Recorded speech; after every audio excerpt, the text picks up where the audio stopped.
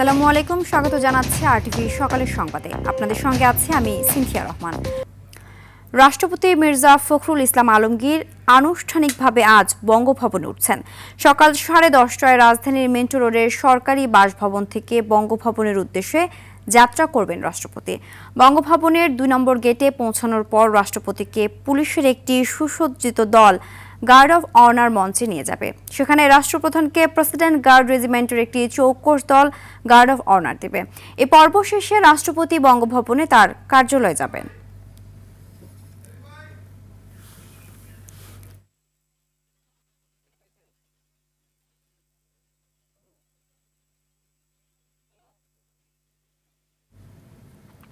এ বিষয়ে বিস্তারিত জানাতে বঙ্গভবনের সামনে থেকে সরাসরি যুক্ত হচ্ছেন সহকর্মী এয়ার বাদল। বাদল, বঙ্গভবনের সার্বিক প্রস্তুতি কেমন দেখছেন জানাবেন?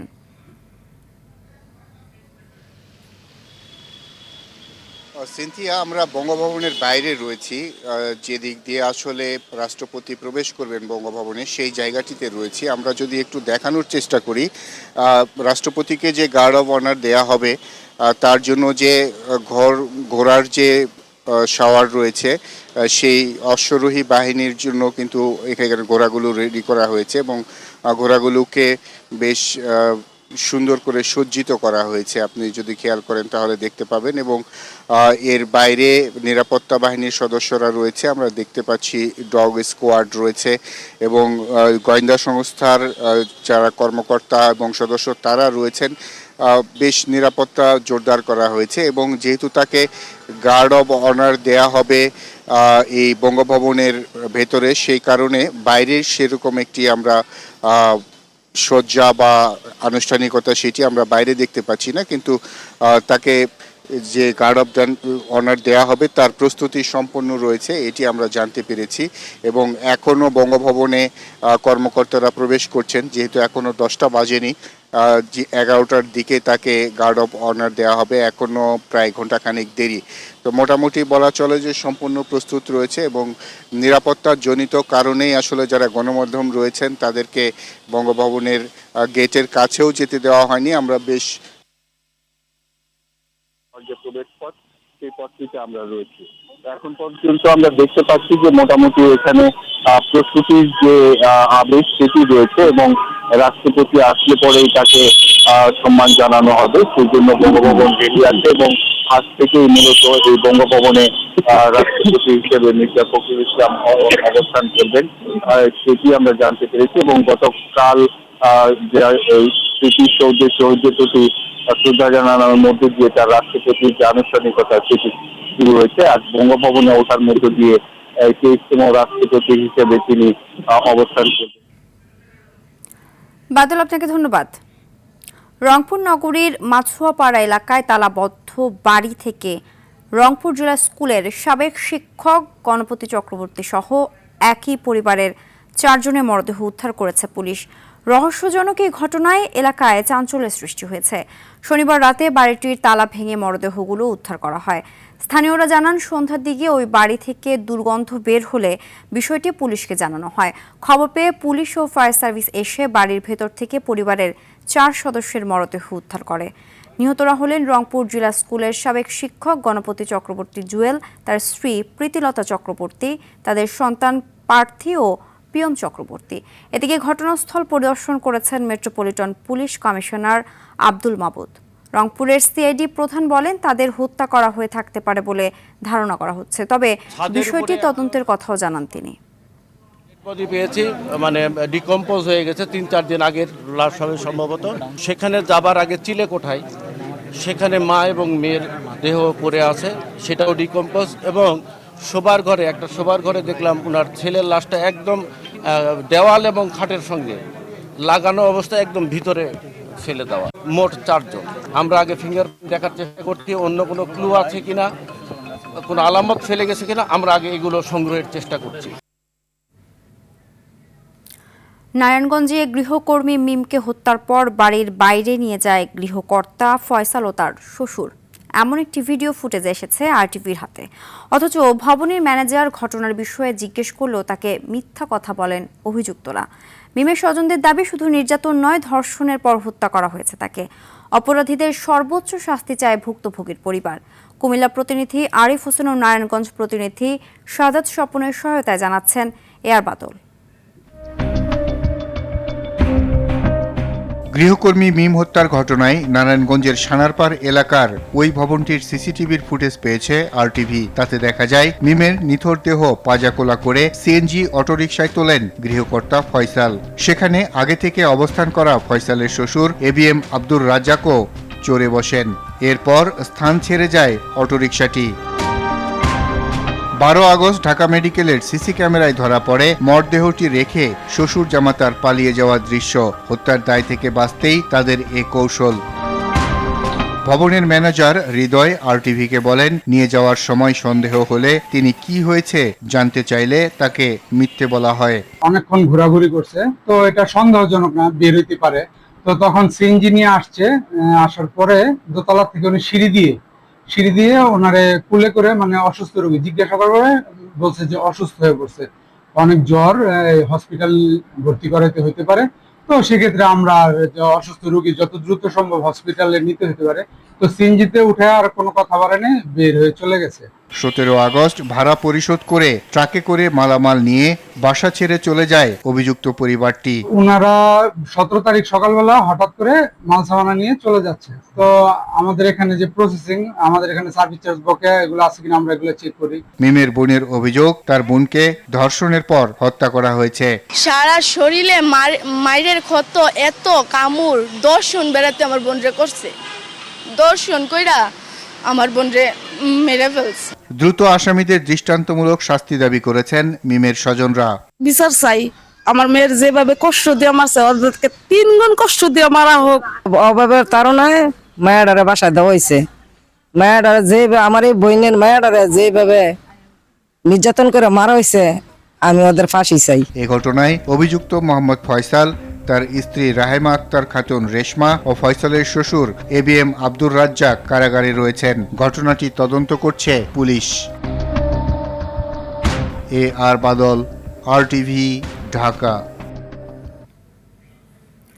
সিএনজি স্টেশনে গ্যাসের সরবরাহ পরিস্থিতি সামান্য উন্নতি হলেও রাজধানীর অনেক ফিলিং স্টেশনে এখনও কম চাপ বা দীর্ঘ সারির সংকট পুরোপুরি কাটেনি।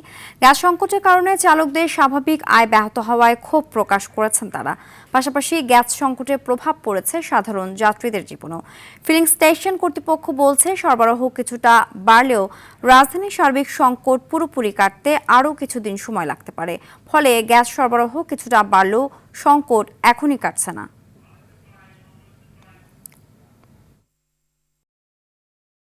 দর্শক, গ্যাস সংকটের বর্তমান পরিস্থিতি জানাতে এই মুহূর্তে রাজধানীর তেজগাঁও এলাকা থেকে যুক্ত হচ্ছেন সহকর্মী অঙ্কন চৌধুরী। অঙ্কন, গ্যাস সংকটের বর্তমান পরিস্থিতি কেমন দেখছেন? ফিলিং স্টেশনের মালিকরা কি বলছেন, বিস্তারিত জানাবেন।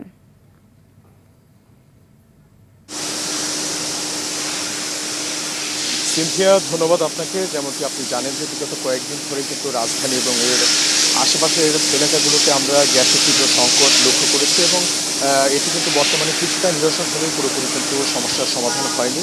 আমি এই মুহূর্তে আছি রাজধানীর সাউদার্ন ফিলিং স্টেশনে। এখানকার চিত্র যদি আপনাকে একটু দেখাই, এখানে কিন্তু ঠিক সকাল থেকেই যে গাড়ির দীর্ঘ সারি সেটা আমরা দেখেছি এবং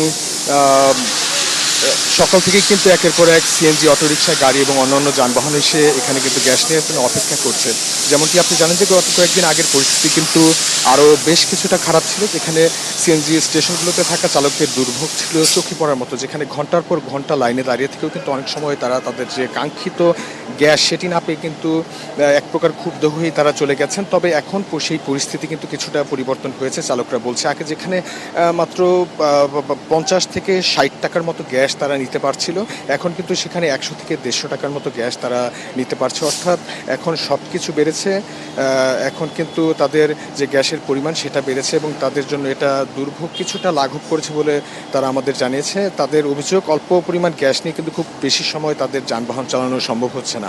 ফলে গ্যাস শেষ হয়ে গেলে কিন্তু আবারও কিছুক্ষণ পর দিনে হয়তোবা একবার বা দুইবার তাদের আবারও পাম্পে এসে লাইনে দাঁড়াতে হচ্ছে। এতে তাদের কিন্তু দিনের একটি দীর্ঘ সময় পাম্পেই ব্যয় করতে হচ্ছে, যা সরাসরিভাবে কিন্তু তাদের আর্থিক ভাবে ক্ষতিগ্রস্ত করছে। ফিলিং স্টেশন কর্তৃপক্ষের সাথে আমরা কথা বলেছি, তারা আমাকে যেটি জানিয়েছে যে আগের তুলনায় এখন বেশি গ্যাস কিন্তু তারা সরবরাহ করতে পারছে। গ্যাসের পরিমাণ কিন্তু আগের চেয়ে এখন পর্যন্ত কিছুটা বেড়েছে, তবে এতগুলো গাড়ি একসঙ্গে আসলে সেগুলোর চাহিদা পূরণ করা কিন্তু তাদের পক্ষে এখন পর্যন্ত সম্ভব হয়ে উঠছে না। ফলে পাম্পে কিন্তু গাড়ির যে সিরিয়াল আপনি দেখছেন যে এখনও কিন্তু গাড়ির যে সিরিয়াল সেটি কিন্তু দীর্ঘ থেকে দীর্ঘস্থায়ী হয়েছে, এবং তারা বলছে যে এই সংকট সমাধান না হওয়ার আগ পর্যন্ত কিন্তু এইরকম সিরিয়াল থাকতেই থাকবে। তো সবশেষ যদি আপনাকে একটু বলি যে গ্যাসের যে বর্তমানে এই পরিস্থিতি কিছুটা শিথিল হলেও যে পূর্ণাঙ্গ সমাধান সেটি কিন্তু এখন পর্যন্ত আসেনি, এবং যারা পরিবহন চালক রয়েছে তারা বলছে যে তারা চায় দ্রুত এই সমস্যার সমাধান হোক এবং তারা তাদের যে জীবনের স্বাভাবিক গ্যাস নেওয়ার কার্যক্রম সেটি যাতে চালিয়ে যেতে পারে। তো এই ছিল গ্যাস সংকট নিয়ে আমার কাছে সর্বশেষ তথ্য। অঙ্কন, আপনাকে ধন্যবাদ। গ্যাস সংকটের বিষয়ে জানাতে আশুলিয়া থেকে সরাসরি যোগ দিচ্ছেন সহকর্মী ওমর ফারুক। ফারুক, গ্যাস সংকটের কারণে শিল্প কারখানা ও আবাসিক গ্রাহকদের উপর কি প্রভাব পড়ছে বিস্তারিত জানাবেন? সিনথিয়া, আপনাকে ধন্যবাদ। আমি শুরুতে জানিয়ে রাখি, ঢাকার শিল্পাঞ্চল খ্যাত আশুলিয়া এবং সাভার এবং এর আশপাশ এলাকায় যে সকল শিল্প কলকারখানা রয়েছে সে সকল এলাকায় কিন্তু চরম বিপর্যয়ের মুখে পড়েছে এই এলাকার লাখ লাখ মানুষ। একদিকে শিল্প কারখানার উৎপাদন ব্যাহত হচ্ছে, আর একদিকে বাসাবাড়িতে গ্যাস সংকটে তারা রান্নাবাড়া এবং ঘুমাতে পারছেন না। সব মিলিয়ে কিন্তু বিদ্যুৎ বিভ্রাট এবং গ্যাস সংকটের কবলে পড়েছে শিল্পাঞ্চল আশুলিয়া খ্যাত এই এলাকাটিকে। শিল্প কারখানা উৎপাদন ব্যাহত হয়, কিন্তু লাখ লাখ ডলার ক্ষতির সম্মুখীন হচ্ছেন ইতিমধ্যেই শিল্প মালিকরা, এমনটাই জানিয়েছেন। এছাড়া বেশ কিছু কারখানা কিন্তু শ্রমিক ছাঁটাই শুরু করেছেন উৎপাদন ব্যাহত হয় এবং গ্যাস বিদ্যুৎ না থাকার কারণে কিন্তু সেই শিল্প কলকারখানার শ্রমিক ছাঁটাই করতে শুরু করেছেন। এ কারণে কিন্তু চরম বিপর্যয় এবং চিন্তায় পড়েছেন শিল্প কলকারখানায় লাখ লাখ যে শ্রমিক রয়েছে তারা কিন্তু চিন্তার মধ্যে পড়েছে। আমি যে কারখানাটিতে এখন এই মুহূর্তে দাঁড়িয়ে আছি, সেই কারখানা আমি যখন শুরুতে এখানে আসি তখন কিন্তু এই কারখানাটা সচল ছিল এবং চালু ছিল। হঠাৎ বিদ্যুতের লোডশেডিংয়ের কারণে কিন্তু এই মুহূর্তে উৎপাদন বন্ধ রয়েছে। এমনটি প্রতি ঘন্টায় কিন্তু তাদের লাখ লাখ ডলার ক্ষতির সম্মুখীন হচ্ছেন শিল্পাঞ্চলের এইসব শিল্প কলকারখানাগুলোতে। বিদ্যুতের ঘন ঘন লোডশেডিং, প্রায় প্রতিদিন 8 থেকে 10 ঘন্টা লোডশেডিং হচ্ছে বিদ্যুতের। এছাড়াও বিকল্প যে গ্যাস, সেই গ্যাস না পেয়ে কিন্তু তারা উৎপাদন থেকে একেবারে মুখ থুবড়ে পড়েছেন। তো বায়ারের ডেলিভারি কিন্তু সময় মতো তারা দিতে পারছেন না, যে কারণে তারা লোকসানের মুখে পড়ছেন এবং পরবর্তী অর্ডার নিয়ে তারা শঙ্কিত হয়ে পড়েছেন। তারা পরবর্তীতে অর্ডার পাবেন কিনা, বায়ারের সময় মতো ডেলিভারি যদি দিতে না পারেন তারা পরবর্তী অর্ডার পাবেন না, এমনটাই জানিয়েছেন আমাদেরকে। তো শিল্প অঞ্চলে এই মুহূর্তে গ্যাস সংকটের তীব্র আকার ধারণ করেছে। দ্রুত সময়ের মধ্যে গ্যাস সংকট এবং বিদ্যুতের লোডশেডিং কমিয়ে শিল্প কলকারখানার উৎপাদন বাড়ানোর তাগিদ দিয়েছেন এই কর্তৃপক্ষ। তো শিল্পাঞ্চল আসলে থেকে আমার কাছে এই ছিল গ্যাস সংকট নিয়ে সর্বশেষ। সিনথিয়া, ধন্যবাদ।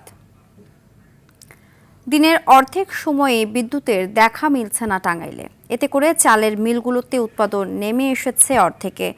সময় মতো সরবরাহ করতে না পারায় সংকটসহ দাম বৃদ্ধির আশঙ্কা করছেন ব্যবসায়ীরা। আর কাজের সময় কমে যাওয়ায় আয়ও কমে গেছে শ্রমিকদের। টাঙ্গাইল প্রতিনিধি কামাল হোসেনের পাঠানো প্রতিবেদন জানাচ্ছেন আবরার মাহি। প্রচণ্ড গরমের মধ্যে টাঙ্গাইলে ভয়াবহ লোডশেডিংয়ে বিপর্যস্ত হয়ে পড়েছে জনজীবন। দিনরাত মিলিয়ে বেশিরভাগ এলাকায় 12 থেকে 18 ঘন্টা পর্যন্ত মিলছে না বিদ্যুৎ। এতে করে রাইস মিলগুলোতে উৎপাদন নেমে এসেছে অর্ধেকে। ফলে চাহিদা অনুযায়ী চাল সরবরাহ করতে পারছেন না মিল মালিকরা। আর আয় কমে যাওয়ায় সংসার চালাতে হিমশিম খাচ্ছে শ্রমিকরা। ইদানিং এত পরিমাণে লোডশেডিং যে আমরা মেশিন ঠিকমতো চালাতে পারছি না। প্রোডাকশন দিব, তারপর না আমাদের মালিক পক্ষ বেতন দিবে, তো ওরা বেতন দিবে কিভাবে? আমরা চাই যেন সরকার অন্তপক্ষে যে এই কাউল কারখানা যে আছে রাইস মিলের, এই বিদ্যুৎটা যেন ঠিকঠাকভাবে দিতে পারে। এদিকে ঘন ঘন লোডশেডিং এ থমকে গেছে সাধারণ মানুষের জীবনযাত্রা। দ্রুত বিদ্যুৎ সমস্যার সমাধানের দাবি তাদের। আধা ঘন্টা যদি কারেন্ট থাকে 2-2.5 ঘন্টা থাকে না। আমার এই যে কারেন্টের দোকান, কারেন্ট না থাকলে এগুলো সদাই কেউ কিনে। সরকারের কাছে আবেদন, বিদ্যুৎ খাতে, জ্বালানি খাতে যাতে একটু নজরদারি করে জনজীবন যেন স্বাভাবিক হয়। চাহিদার তুলনায় সরবরাহ কম থাকায় লোডশেডিং দেয়া হচ্ছে বলে জানিয়েছে বিদ্যুৎ বিভাগ। আমাদের চাহিদার তুলনায় কম পাচ্ছি, আমরা বিভিন্ন এলাকায় লোডশেডিং এর মাধ্যমে বাকি গ্রাহকদের আমরা বিদ্যুৎ সরবরাহ করতেছি। সরকার দ্রুত যে আমাদের জেনারেশনটা স্বাভাবিক যদি করে বা হয়ে যায়, তাহলে ইনশাআল্লাহ আমরা গ্রাহককে নিরবচ্ছিন্ন মানসম্মত বিদ্যুৎ দিতে সক্ষম হব। টাঙ্গাইলে পিডিবি ও পল্লী বিদ্যুৎ গ্রাহকদের বিদ্যুতের চাহিদা 360 থেকে 370 মেগাওয়াট, সেখানে সরবরাহ করা হচ্ছে 230 থেকে 240 megawatt. Abrar Mahi, RTV. Record দামে বিক্রি হচ্ছে বিভিন্ন জাতের সুগন্ধি চাল। কয়েক সপ্তাহের ব্যবধানে মানভেদে কেজি প্রতি দাম বেড়েছে 50 থেকে 60 টাকা। চাল ব্যবসায়ীরা বলছেন রপ্তানি বেড়ে যাওয়ায় স্থানীয় পর্যায়ে এই চালের দাম বেড়েছে। তবে consumer association of Bangladesh, CAB আর অর্থনীতিবিদদের মতে অসাধু চক্রের যোগ সাজশে চালের দাম বেড়েছে অস্বাভাবিকভাবে। বিস্তারিত মিশুক হাওলাদারের প্রতিবেদনে।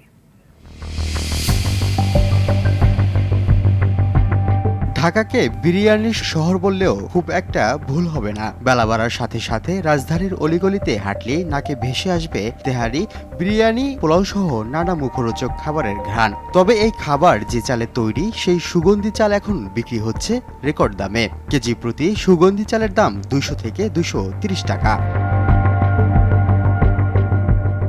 শুধু সুগন্ধি চাল না, বাজারে নাজিরশাইল চালেও সপ্তাহের ব্যবধানে দাম বেড়েছে 8 টাকা।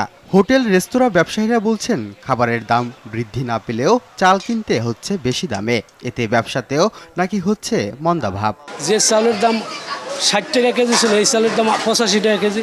যে চালের দাম 120 টাকা ছিল, সেই চাল হইল 200 টাকা কেজি। আগে দামের বিক্রি করতেছি, বাড়তি দিয়ে বিক্রি করতেছি না। ব্যবসা প্রতিদিন আমাদের ব্যবসা অত্যন্ত খারাপ যাচ্ছে। এদিকে চাল ব্যবসায়ীরা বলছেন সুগন্ধি চাল বিদেশে রপ্তানির কারণেই এই সংকট দেখা দিয়েছে। প্রতি কেজি 100 টাকা বাড়ছে। আমার ঘরের দরকার হলো 10 কেজি, আছে 8 কেজি, 2 কেজি শর্ট অন বাইরে যাইতেছে, তার কারণে বাজারটা এখন বেশি। দাম নির্ধারণ করে যারা আপনার সিন্ডিকেট করে, যারা চাউলের ব্যবসায়ী, তারা বিশেষ করে বড় বড় 5-6টা কোম্পানি আছে। তবে ক্যাবের সভাপতি বলছেন চালের দাম বৃদ্ধি করা হয়েছে প্যাকেটজাত প্রতিষ্ঠান ও ব্যবসায়ীদের সিন্ডিকেটের কারণেই। এটা পুরোপুরি ব্যবসায়ীদের একদম বলবো যে কারচুপি। এখন কর্পোরেট গ্রুপগুলো ঢুকে গেছে, তারা যেটা খোলা চালটাই আপনার প্যাকেটে ভরে আপনার প্রায় 40 টাকা বেশি দামে বিক্রি করে। কর্পোরেট গ্রুপ আসলে এই চালের দাম বা যেগুলো প্যাকেট করে, এটা প্রথম তারা কিন্তু দামটা বাড়িয়ে দিয়েছে। এর আগে যখন মিলের মধ্যে ছিল খোলা চাল, তখন কিন্তু আপনার এরকম লুটপাট হতো না। অর্থনীতিবিদদের মতে দেশে পর্যাপ্ত চাল থাকা সত্ত্বেও বাজারে যারা সংকট তৈরি করে দাম বৃদ্ধি করছে, তাদের সিন্ডিকেট ভাঙতে সরকারের কার্যকরী পদক্ষেপ জরুরি। হঠাৎ করে আপনার চাহিদা বৃদ্ধি হয়েছে সেটা বিশ্বাস করার মতো না। অতএব তখন সরকারকে বুঝতে হবে যে এই জায়গায় সিন্ডিকেট হয়েছে, সেই সিন্ডিকেটটা হয়েছে আড়ত থেকে, সেই সিন্ডিকেটটা হচ্ছে যারা বিগ সাপ্লায়ার তাদের কাছ থেকে। অতএব এটাকে যদি অস্বস্তিকর মনে হয়, তাহলে ডেফিনেটলি সরকারের উচিত এটাকে তদন্ত করে বের করা এবং ব্যবস্থা নেওয়া। রপ্তানি বাড়ার প্রভাবই হোক বা বাজার কারসাজি, সুগন্ধি চালের লাগামহীন দাম চাপে ফেলছে ব্যবসায়ী থেকে শুরু করে ভোক্তা সবাইকে। তাই কৃত্রিম সংকট ঠেকিয়ে বাজারের স্বাভাবিক সরবরাহ নিশ্চিত করা সহ দাম নিয়ন্ত্রণে কার্যকর নজরদারির দাবি সংশ্লিষ্টদের। মিশুক হাওলাদার, আরটিভি, ঢাকা। বিএনপি নেতা ইলিয়াস আলী গুমের ঘটনায় গ্রেফতার বিমান বাহিনীর উইং কমান্ডার সাইফুর রহমানকে আন্তর্জাতিক অপরাধ ট্রাইব্যুনালে হাজির করা হয়েছে। সকাল 9টার দিকে মাইক্রোবাসে তাকে ট্রাইব্যুনালে আনা হয়। এর আগে 9 আগস্ট ট্রাইব্যুনাল 1 সাইফুর রহমানের বিরুদ্ধে গ্রেফতারি পরোয়ানা জারি করে। পরে 20 আগস্ট তাকে হাজির করার নির্দেশ দেয় ট্রাইব্যুনাল। ইলিয়াস আলী গুমের ঘটনার প্রকৃত তথ্য উদ্ঘাটনে সাইফুরকে জিজ্ঞাসাবাদের আবেদন করা হবে বলে জানিয়েছে প্রসিকিউশন। 2012 সালের 17 এপ্রিল গভীর রাতে রাজধানীর বনানী থেকে নিখোঁজ হন বিএনপি নেতা ইলিয়াস আলী। আজও মেলেনি তার সন্ধান। চলতি বছরের 21 জুন গুমের মামলার গুরুত্বপূর্ণ এক সাক্ষীর জবানবন্দিতে উঠে আসে উইং কমান্ডার সাইফুর রহমানের নাম।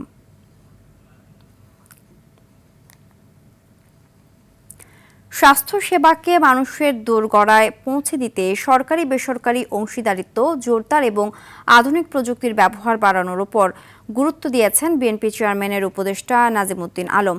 রাজধানীর রাওয়া ক্লাবে Z well health care investment সামিটে তিনি বলেন, স্বাস্থ্যসেবা মানুষের মৌলিক অধিকারের পাশাপাশি একটি দেশের অর্থনৈতিক উন্নয়নেরও গুরুত্বপূর্ণ অংশ। ক্রমবর্ধমান জনসংখ্যা, চিকিৎসা ব্যয় বৃদ্ধি এবং আধুনিক স্বাস্থ্যসেবার চাহিদা পূরণে এ খাতে আরও বিনিয়োগ প্রয়োজন বলেও মন্তব্য করেন তিনি।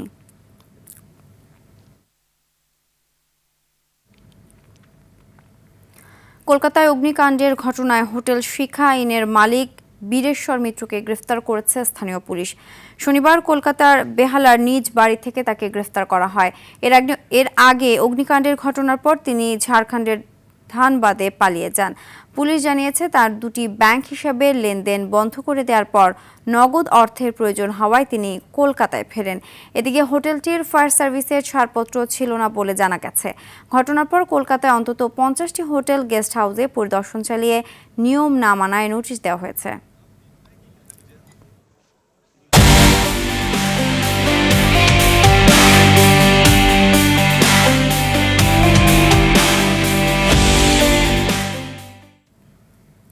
আইডিএলসি পরিবর্তনের পথে বাংলাদেশ। মাতারবাড়ি সমুদ্র বন্দরকে কেন্দ্র করে তৈরি হচ্ছে 12,500 কোটি টাকার আধুনিক গ্রিন শিপ বিল্ডিং ও মেরামত কেন্দ্র। সম্পূর্ণ আন্তর্জাতিক ও অর্থায়ন প্রযুক্তিতে নির্মিত হতে যাওয়া এই প্রকল্পে মিলবে দুটি বিশাল আকার ড্রাই ডক, যা বদলে দেবে দেশের নৌ বাণিজ্য ও ম্যারিটাইম সেক্টরের বৈশ্বিক চিত্র। সম্প্রতি green ship building and repairing hub গড়ে তোলার প্রস্তাবে নীতিগত অনুমোদন দিয়েছে নৌ পরিবহন মন্ত্রণালয়। আন্তর্জাতিক মানের এই স্থাপনা নির্মিত হলে সরাসরি 1,300 জন দক্ষ প্রকৌশলী সহ পরোক্ষভাবে অন্তত 3,900 মানুষের বিশাল কর্মসংস্থানের সুযোগ তৈরি হবে। মধ্যপ্রাচ্যে সামরিক উত্তেজনার মধ্যে এবার যুক্তরাষ্ট্রের অর্থনৈতিক যুদ্ধে যোগ না দিতে আঞ্চলিক প্রতিবেশী দেশগুলোকে চরম হুঁশিয়ারি দিয়েছে ইরান। তেহরানের সাফ কথা, ওয়াশিংটনকে সহায়তায় এগিয়ে আসলে সংশ্লিষ্ট দেশগুলোকে সরাসরি শত্রু হিসাবে গণ্য করে সরাসরি হামলা চালানো হবে। তবে এর মধ্যেই কৌশলগত হরমুজ প্রণালীকে পুনরায় মার্কিন ভূখণ্ড বলে দাবি করেছেন ট্রাম্প। জ্বালানি নিরাপত্তা ও বাণিজ্যিক রুট ঘিরে বিশ্ব অর্থনীতিতে তৈরি হয়েছে চরম অনিশ্চয়তা। বিস্তারিত আজহার স্বপ্নিলের রিপোর্টে। যুক্তরাষ্ট্রের নতুন অর্থনৈতিক চাপ ও কঠোর নিষেধাজ্ঞা ঘোষণার পর উপসাগরীয় দেশগুলোর প্রতি কড়া বার্তা দিয়েছে ইরান। দেশটির নিরাপত্তা প্রধান মহসিন রেজাই জানান, তেহরান প্রথমে আলোচনার মাধ্যমে প্রতিবেশীদের যুক্তরাষ্ট্র থেকে দূরে রাখার চেষ্টা করবে। তবে ওয়াশিংটনকে সহায়তা করলে বিকল্প তেল পরিবহন সহ সংশ্লিষ্ট দেশগুলোতে ধাপে ধাপে হামলা চালানো হবে। এদিকে নতুন করে কূটনৈতিক বিতর্ক উস্কে দিয়েছেন মার্কিন প্রেসিডেন্ট ডোনাল্ড ট্রাম্প। সামাজিক মাধ্যমে হরমুজ প্রণালী নতুন মার্কিন ভূখণ্ড হিসেবে চিহ্নিত করে একটি মানচিত্র পুনরায় পোস্ট করেছেন তিনি। পাশাপাশি ইরানের মিত্রদের উপরেও ভয়াবহ অর্থনৈতিক পরিণতির হুমকি দিয়েছে ট্রাম্প প্রশাসন। যুক্তরাষ্ট্রের সামরিক ও অর্থনৈতিক চাপ সত্ত্বেও তেহরান নতি স্বীকার করবে না বলে ঘোষণা দিয়েছে। ইসরায়েলি হামলায় ক্ষতিগ্রস্ত দক্ষিণ পার্স গ্যাস ক্ষেত্রের 70% মেরামত শেষ হওয়ার কথা জানিয়ে নিজেদের অর্থনৈতিক শক্তিমত্তা প্রদর্শনের চেষ্টা করছে ইরান। দুই পক্ষের এমন মারমুখী অবস্থানে সরাসরি প্রভাব পড়ছে বিশ্ববাজারে। হরমুজ প্রণালীতে জাহাজ চলাচল স্বাভাবিকের তুলনায় মাত্র 20% নেমে এসেছে। ফলে মার্কিন বাজারেই জ্বালানি তেলের দাম বেড়েছে গ্যালন প্রতি প্রায় $1। কূটনৈতিক সমঝোতা পুরোপুরি ব্যর্থ হওয়ায় হরমুজ প্রণালীর নিয়ন্ত্রণ ও এই অঞ্চলের প্রভাব বিস্তারকে কেন্দ্র করে ওয়াশিংটন তেহরান সংঘাত এখন বিশ্ব অর্থনীতির জন্য মারাত্মক হুমকি হয়ে দাঁড়িয়েছে। আজহার স্বপ্নিল, RTV। ওড়িশা উপকূল থেকে 240 নটিক্যাল মাইল দূরে বঙ্গোপসাগরে এক বাংলাদেশি সহ 24 জন নাবিক নিয়ে ডুবে গেছে পানামার পতাকাবাহী কার্গো জাহাজ MV ওশেন উইনার। ওড়িশার পারাদ্বীপ বন্দর থেকে 72,000 মেট্রিক টন মালামাল নিয়ে সিঙ্গাপুর যাওয়ার পথে জাহাজটির সঙ্গে যোগাযোগ বিচ্ছিন্ন হয়ে যায়। নিখোঁজ নাবিকদের মধ্যে একজন বাংলাদেশি ছাড়াও 20 জন চীনা ও 3 জন মিয়ানমারের নাগরিক রয়েছেন। ভারতের কোস্টগার্ড ও নৌবাহিনী যৌথ উদ্ধার অভিযান চালিয়ে ইতোমধ্যে লাইফ রাফট থেকে 2 জনকে জীবিত উদ্ধার করেছে। তবে কী কারণে জাহাজটি ডুবেছে তা এখনও স্পষ্ট নয়। ম্যাকাই টেস্টে ইনিংস ব্যবধানে হারের শঙ্কায় বাংলাদেশ। দ্বিতীয় ইনিংসের শেষ খবর পাওয়া পর্যন্ত টাইগারদের সংগ্রহ 7 উইকেটে 70 রান। দ্বিতীয় সকালে 2 উইকেট তুলে নিয়ে অস্ট্রেলিয়াকে 210 রানে অল আউট করলেও প্রথম ইনিংসে 146 রানের লিড নেয় অজিরা। বাংলাদেশের হয়ে ইতিহাস গড়েছেন বাঁহাতি পেসার শরীফুল ইসলাম। দুর্দান্ত ইয়র্কারে ক্যামেরন গ্রিনকে ফিরিয়ে 48 রানে 7 উইকেট নেন তিনি। এর মাধ্যমে অস্ট্রেলিয়ার মাটিতে 143 বছর পর কোনো সফরকারী বাঁহাতি পেসার হিসেবে এক ইনিংসে 7 উইকেট নেয়ার কীর্তি গড়েছেন শরীফুল। তবে দ্বিতীয় ইনিংসের শুরুতেই ধাক্কা খেয়েছে বাংলাদেশ। স্ট্রাইকের টানা 2 বলে সাদমান ও মুমিনুল ফেরার পর কামিন্সের বলে 9 রানে আউট হন তানজিদ। খাদের কিনারা থেকে দলকে উদ্ধারে ব্যর্থ হন অধিনায়ক শান্ত। নাথান লায়নের বলে স্টার্কের হাতে ক্যাচ দিয়ে ফেরার আগে তার ব্যাট থেকে আসে 31 রান। জাতীয় ক্রীড়া পরিষদের গঠিত নতুন অ্যাডহক কমিটির হাত ধরে দেশের বিভিন্ন ক্রীড়া ফেডারেশনে শুরু হয়েছে নতুন পথ চলা। সংস্কারের পাশাপাশি খেলোয়াড় তৈরি, ঘরোয়া প্রতিযোগিতা বাড়ানো এবং ক্রীড়াকে পেশা হিসেবে প্রতিষ্ঠার প্রত্যাশা নতুন নেতৃত্বকে ঘিরে। হকিতেও তাই নির্দিষ্ট পরিকল্পনা নিয়ে এগোতে চায় নতুন কমিটি। তাদের লক্ষ্য তৃণমূল থেকে জাতীয় দল সব পর্যায়ে পরিবর্তন। ফেডারেশনগুলো নিয়ে আরটিভির ধারাবাহিক আয়োজনে আতিকুল ইসলাম শাকিল আজ জানাচ্ছেন বাংলাদেশে হকির পরিকল্পনা ও ভবিষ্যৎ ভাবনা। দেশের সম্ভাবনাময় খেলাগুলোর তালিকায় ফুটবল, ক্রিকেটের পরেই আসে হকির নাম। কিন্তু দীর্ঘদিনের অব্যবস্থাপনা, অনিয়মিত ঘরোয়া লীগ, স্পন্সরের সংকট আর তৃণমূলে হকির বিস্তার না থাকায় প্রত্যাশিত জায়গায় পৌঁছাতে পারেনি খেলাটি। নতুন অ্যাডহক কমিটির হাত ধরে সেই চিত্র বদলাতে চায় বাংলাদেশ হকি ফেডারেশন। সাধারণ সম্পাদক ইশতিয়াক সাদেকের কাছে হকি শুধু একটি দায়িত্ব নয়, আবেগেরও জায়গা। হকি ফেডারেশন তো আমার বাবার স্বপ্ন ছিল এবং হকি তার ধ্যান জ্ঞান ছিল। হকির প্রতি ভালোবাসা কিন্তু আমার যখন আমার বয়স 2-3 বছর তখন থেকে আমি হকি মাঠে গেতাম। আমার বাবা তখন কোচ ছিল আবাহনীর বা ন্যাশনাল টিমের সঙ্গেও যুক্ত ছিল। ক্রিকেটের পরে বাংলাদেশের যদি কোনো পোটেনশিয়াল যদি কোনো গেম থাকে দ্যাটস হকি। তবে সেই সম্ভাবনাকে বাস্তবে রূপ দিতে ফেডারেশনের প্রথম লক্ষ্য তৃণমূল থেকে জাতীয় দল পর্যন্ত একটি ধারাবাহিক কাঠামো তৈরি করা। নিয়মিত প্রতিযোগিতার মাধ্যমে তৈরি করতে চায় নতুন খেলোয়াড়। একটা থিম নিয়েছি, ফ্রম গ্রাসরুট টু গ্রেটনেস। তৃণমূল থেকে আরম্ভ করে আমরা একদম বড় জায়গায় চলে যাব। হকিটা যেমন আগে আরমানিটোলা, ফরিদপুর, পার্বত্য চট্টগ্রাম, রাজশাহী, দিনাজপুর অনেক জায়গা থেকে হকি খেলোয়াড় আসতো। গত 10 বছর খালি বিকেএসপি কেন্দ্রিক হয়ে গেছে। এভাবে থাকলে হবে না। একটা ক্যালেন্ডার তৈরি করছি, সেটা আমরা থাকি নির্বাচনের পরে বা যেই থাকুক তাদের জন্য একটা সুবিধা হবে। আমরা national youth hockey, national championship, school hockey, এগুলি সব যেগুলি আগে কিন্তু হতো এখন বেশ ইররেগুলার, এগুলি আমরা ডোমেস্টিক ক্যালেন্ডার চাবো যে যেই ফেডারেশনই থাকুক, যারাই কর্তা ব্যক্তি থাকুক, তারা এখানে এটা চালু রাখে মাঠে। পরিকল্পনার আরেকটি গুরুত্বপূর্ণ অংশ অবকাঠামো। জেলা পর্যায়ে 5-a-side টার্ফ স্থাপন করে সারা দেশে হকি ছড়িয়ে দিতে চায় ফেডারেশন। জেলায় জেলায় আমাদের 5-a-side টার্ফ আমরা মন্ত্রী সাহেবকে বলেছি এবং সে আশ্বাস দিয়েছে আমরা যদি জায়গার সংস্থান করতে পারি উনি অ্যাটলিস্ট 100 5-a-side টার্ফ বসিয়ে দিবে। তবে শুধু অবকাঠামো নয়, হকির সবচেয়ে বড় সংকট আর্থিক ও বাণিজ্যিক কাঠামো। ঘরোয়া লীগ অনিয়মিত হওয়ায় খেলোয়াড়দের আয় যেমন কমেছে, তেমনি স্পন্সরদেরও আগ্রহ তৈরি হয়নি। স্পন্সরদের কাছে চলে স্পন্সররা মুখ ঘুরিয়ে নেয়, কারণ হকির কোনো ব্র্যান্ডিং নেই, সাংবাদিকরা নিউজ করে না, ঘরোয়া লীগ হয় না, খুব ইররেগুলার। এখন আমাদের ফোর্সেসগুলি, এয়ারফোর্স, আর্মি, নেভি, এইসব জায়গায় কিন্তু প্লেয়ারদের কিছু কর্মসংস্থান হয়। এভাবে করে যদি আমরা আরও 5-6টি প্রতিষ্ঠানকে আনতে পারি বা আমরা যদি ব্যাংক হকি লীগ চালু করতে পারি, সেখানে ব্যাংকেও কিন্তু হকি প্লেয়াররা চাকরি পাবে। সো এভাবে করে যদি আস্তে আস্তে it will take time, but if we start in small step, in the long run ইনশাল্লাহ ভালো কিছুই হবে। এছাড়া জিমি, আশরাফুল ও আমিরুলদের মতো পরিচিত মুখকে ব্র্যান্ড হিসেবে ব্যবহার করে হকির প্রতি নতুন প্রজন্মের আগ্রহ বাড়ানোর লক্ষ্যও নিয়েছে নতুন কমিটি। যদি জেলায় জেলায় আসলে 5-a-side টার্ফ দিয়ে দিতে পারি এবং জেলায় জেলায় এখন ছোট বাচ্চারা হকি স্টিকের সঙ্গে সম্পৃক্ততা, কানেকশন খুঁজে পাবে। আমরা যদি এখন আমাদের হকি প্লেয়ার বলতে মানুষ জিমিকে বুঝে, আশরাফুলকে বুঝে, আমরা যদি জিমি, আশরাফুল, আমিরুল এদেরকে ব্র্যান্ডিং করতে পারি, যখন মানুষ এদেরকে চেনা আরম্ভ করবে তখন ছোটো বাচ্চারা উদ্বুদ্ধ হবে এবং আমি শিওর তখন তারা হকি স্টিকের সাথে হকি খেলতে আসবে মাঠে। নতুন কমিটির পথ চলার লক্ষ্যও নির্দিষ্ট। আগামী 5 বছরের মধ্যে এশিয়ার সেরা 4 এবং বিশ্ব র্যাঙ্কিংয়ে সেরা 20-এ জায়গা করে নেওয়ার স্বপ্ন দেখছে নতুন নেতৃত্ব। ফিটনেস বাড়াতে এরই মধ্যে খেলোয়াড়দের অনুশীলন সুবিধা ও ডায়েটে পরিবর্তন আনা হয়েছে। আতিকুল ইসলাম শাকিল, আরটিভি, ঢাকা।